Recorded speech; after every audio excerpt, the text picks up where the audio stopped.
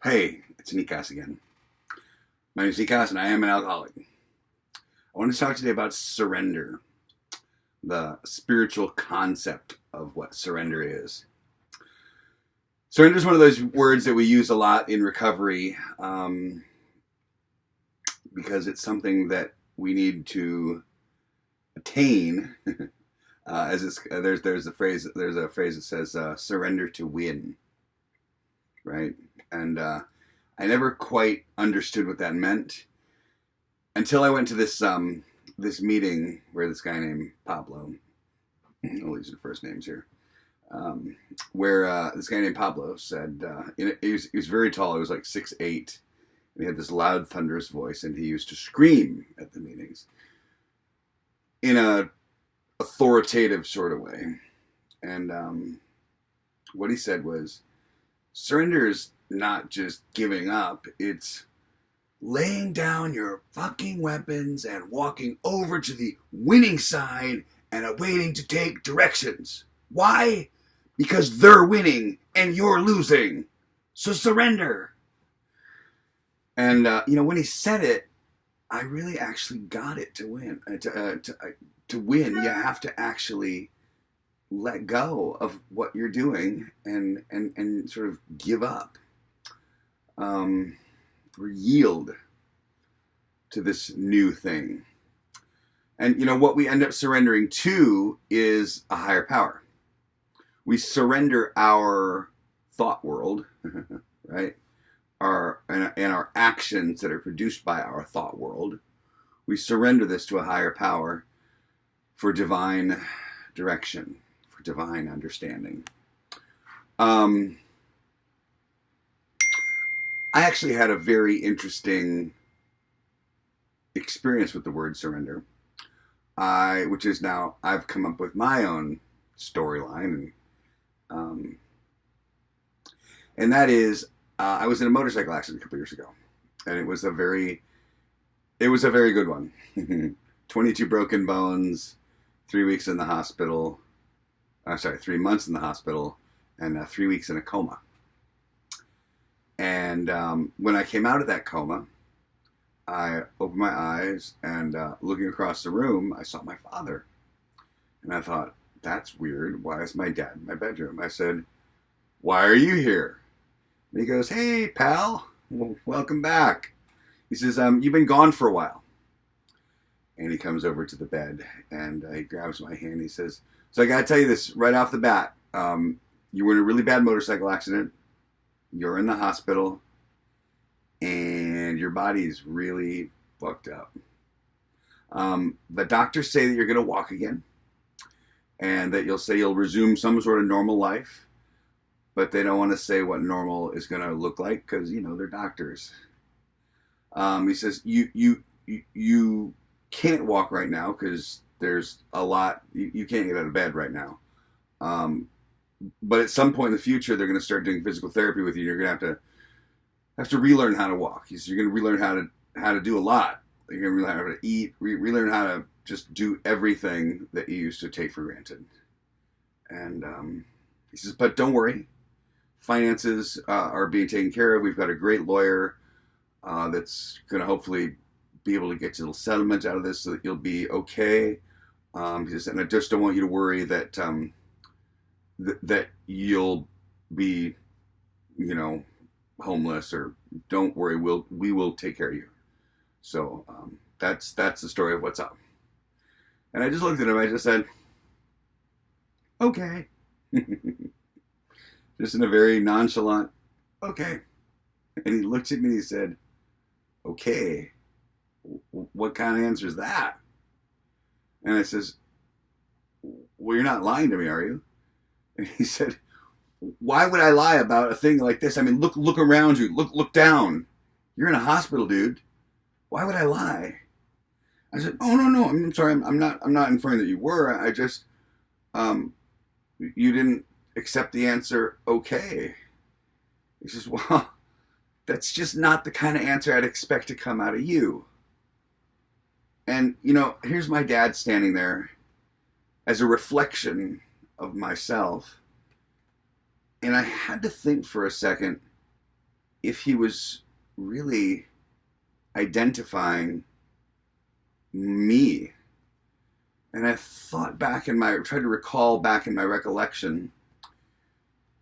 And you know what? I thought, I guess I probably wouldn't have responded like that before the accident. But at this point, this 33-year coma turned out to be a 30-year lifetime that I was elsewhere. And everything I learned over there, I came back with. That's a whole nother video. I'm sitting in the hospital, and okay, that's my response. That's my actual true response.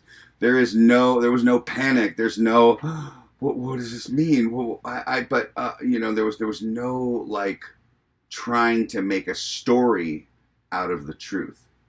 The truth was this. Generally, what we do is the truth is this, and then we make a story about what this truth means and how it's going to affect me and what I mean. Will I be able to how I don't understand? Let me make sure. I don't understand, and we try to figure out the future now. That doesn't seem to go very well. So I had to realize that wasn't out of character response for me. And what I've come to understand is all of my responses since then have been out of character from the identity known as Nikas prior to the accident. Now, I had been sober for a while, and I was sober in the accident. It's actually funny. Prior to the accident, I prayed to have God relieve the me out of me. Again, I'll make a video shortly about that. So this whole surrender idea is just reality is coming at us, and we can be either in a state of, okay, all right, when somebody acts really snarky or out of character or hateful or mean or, generally anger rises up because I have a story about that. And I'm not going to let you, and how dare you, and I'm, this whole thing rises up and asserts itself. But in actuality, all we need to do is recognize that anything I can point at, no matter how yucky I think it is, anything I can point at is the truth. The truth is, in my humble opinion, this is God's will. Whatever is happening is God's will, right? Because the universe doesn't make mistakes. Yeah. There are no accidents in the universe. The universe unfolds exactly as God would have it. It says there's somewhere in the big book back in the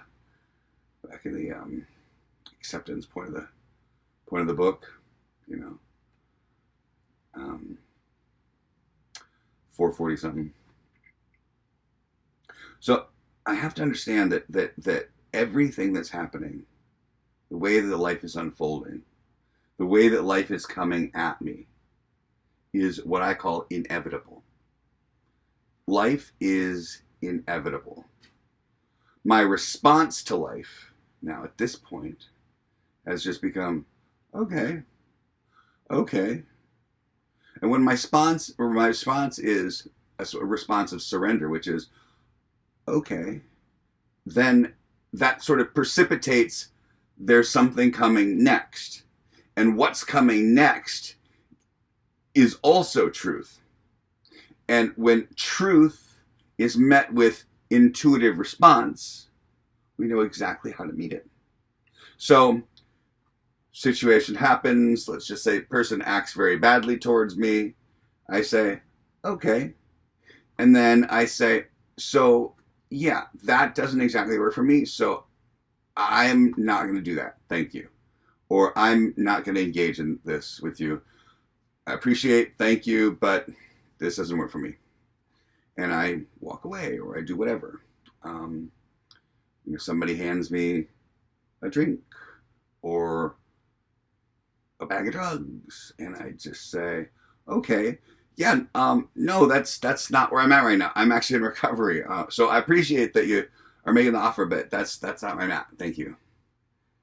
You know, and there's no, I can't believe, how dare you? My sobriety is so important, and I can't believe that you would. No. The truth is, that's what that person did. Whatever their motives, their motives may have been quite nice, or they may have been quite shady. It doesn't matter. It's my response is the only thing I have. I cannot control the world around me. I am powerless over people, places, and things. Right? What I have is my intuitive response. Or I have my crazy Nikas response, which I choose no longer to follow. And that surrender, right, is I'm surrendering crazy Nikas. Now, don't get me wrong. Every now and then, what intuitive response is, yell at somebody. That's what intuitive response says. You know, spiritual awakening does not mean you will never get angry again. You will get angry. Spiritual awakening just seems just means that you will have emotions coming up, but you will no longer attempt to harm somebody. It's just you have this emotion that's coming up. And if you end up saying something that needs to be cleaned up, you will clean it up. Because that's what we do, right? I mean, a 9-step amends is simply, it was wrong of me to X, Y, Z. And what can I do to make that right? You know, that's how we live in this spiritually awakened state. It is in a constant state of making sure that we're not disturbing the world around us. And if we are, we just clean it up. That's it. Period. End of story. So, surrender sounds like, but I'm going to lose. And, you know, that thing that sounds, oh my God, that's the thing, that's the same thing that gets you to want to fucking get loaded. That thing's not your friend. That response is coming from the crazy head. Okay comes from a deeper place. And then, okay, and intuitive response. Oh, unexpected. Okay, and intuitive response. So, that's my version of surrender. Thank you.